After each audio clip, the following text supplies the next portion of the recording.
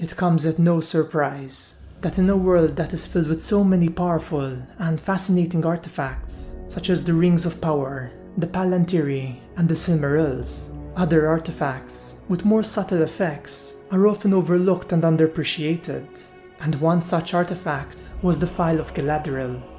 Despite its simple appearance, it was actually quite a significant treasure, and its history is linked with some of the greatest artifacts of the First Age.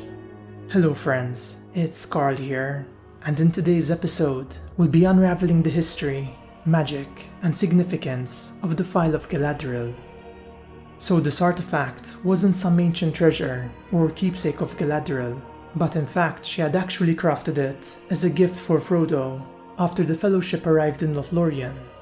It was made out of pure crystal, and it contained water that was taken from the Mirror of Galadriel. And even though this sounds rather simplistic, the water inside it was almost certainly magical in nature, and it captured the light of Earendil's star. Now this wasn't any common star, for the star of Earendil was actually one of the three Silmarils, which were the greatest jewels that were ever created, and they contained the light of the two trees of Valinor. These gems had shaped the history of the First Age of Middle-earth, and they shone with their own bright light, and they were blessed with magic that would burn evil beings that touched them. Now all of this seems to imply that Galadriel had somehow managed to capture the light of the Silmaril in her phial, a task which would have been almost impossible even for a master artisan, and it reminds me of how Fëanor had captured the light of the two trees in the Silmarils. Perhaps their kinship played a part in this, since Fëanor was Galadriel's uncle, though I think we have to give a lot more credit to Galadriel's own skill, power and wisdom.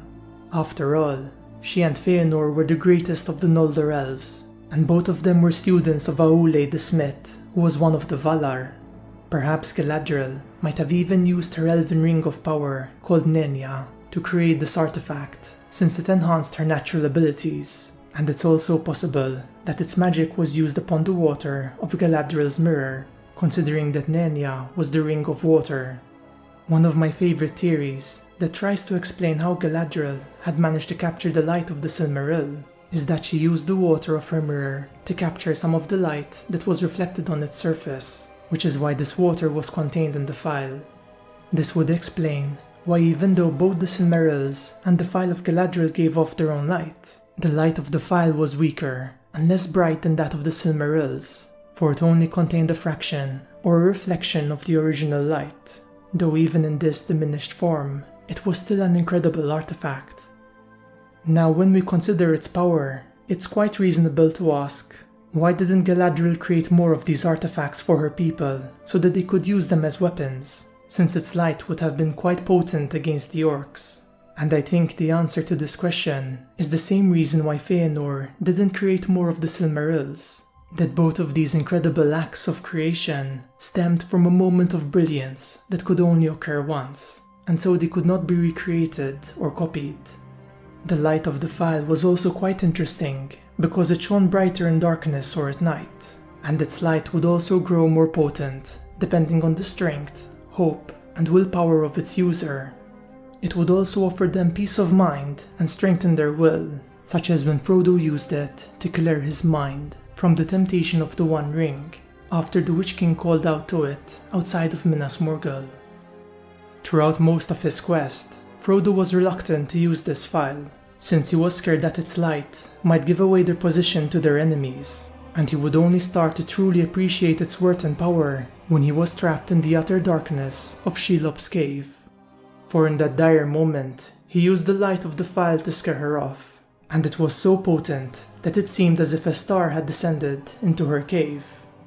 Sam would later use this phial to fight Shelob, though this time it shone even brighter, for it was fueled by the strength of his indomitable spirit, and its light scorched her face with unbearable pain, and it left her mind in agony and blinded her.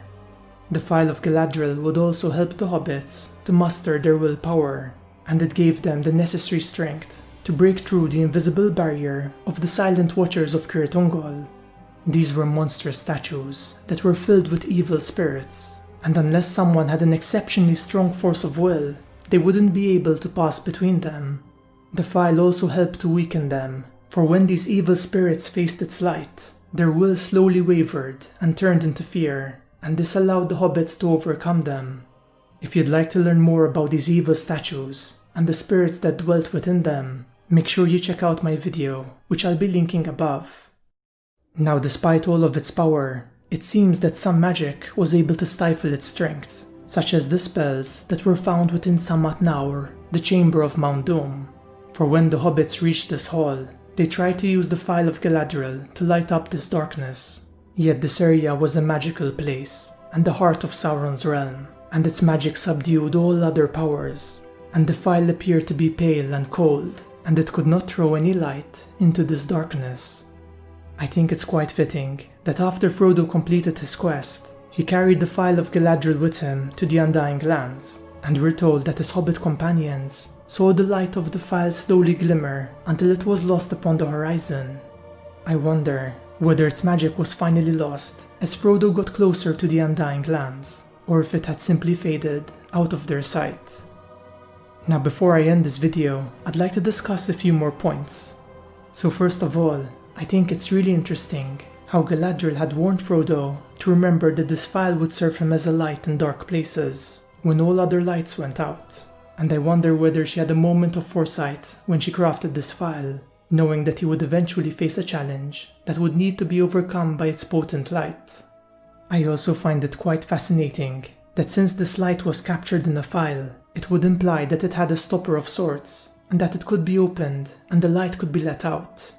Perhaps it was a way to show the difference between the wisdom of Galadriel and Fëanor, and how unlike her uncle, Galadriel knew that the light of the two trees wasn't meant to remain trapped in a prison forever, which was one of the greatest mistakes that Fëanor had ever made.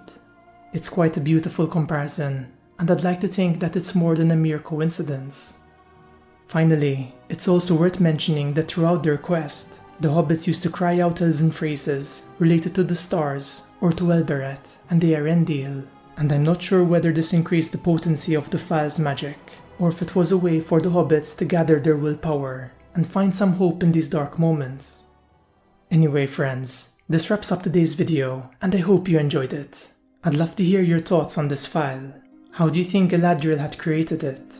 Do you think she used the power of her mirror and ring in its creation? And was its light meant to be released eventually? And is it one of your favorite artifacts of Arda?